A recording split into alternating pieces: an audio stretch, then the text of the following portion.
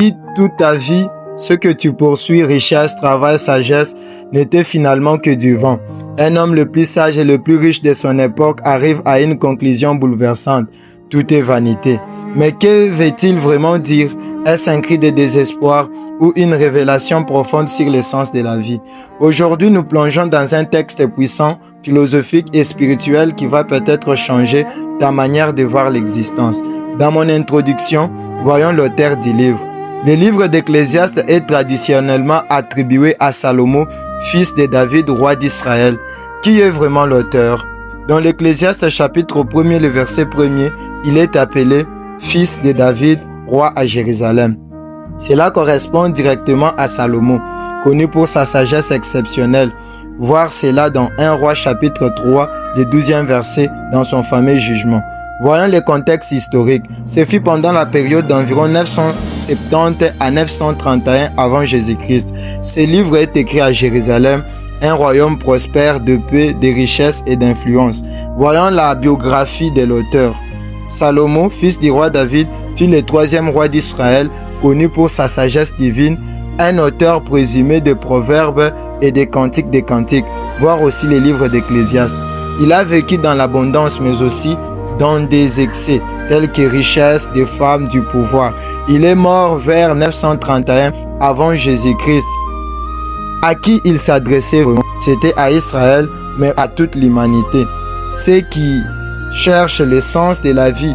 L'objectif de ce livre, c'est de montrer que tout ce qui est terrestre sans Dieu est vide de sens. Voyons aussi les messages intemporels. Aujourd'hui, le travail sans but égale à la fatigue mentale. La richesse sans paix signifie la frustration.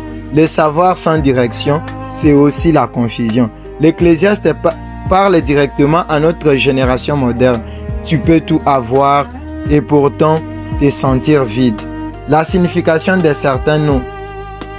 Ecclésiaste vient du grec ecclésiastes qui signifie celui qui parle dans une assemblée, ou soit de l'hébreu kohelet qui signifie le prédicateur ou l'assembleur. Le nom Jérusalem vient de l'hébreu qui signifie Yerushalayim qui signifie fondation de paix. Et l'étymologie de certains mots-clés, voyons. Par exemple, vanité. Vanité vient de l'hébreu hevel qui signifie souffle, vapeur, quelque chose de passager. Il y a le deuxième mot, c'est le travail qui vient de l'hébreu amal qui signifie peine, fatigue, labeur pénible. Cette vidéo est un extrait du projet Bible Louis II vidéo. Le programme Savoir plus sur la Bible fait partie désormais de notre projet dans la Bible Louis II vidéo. Imaginez, vous avez toutes les réponses aux questions que vous vous posez. La période, l'auteur, le message intemporel, les significations des noms hébreux. Tout cela pour enrichir votre connaissance, l'approfondir aussi sur le domaine de la Bible. Soutenez le projet Bible Louis II vidéo pour devenir très mature dans la lecture et la méditation de la Bible. Ensemble, soutenons ces projets merveilleux et révolutionnaires afin de la mener encore plus loin.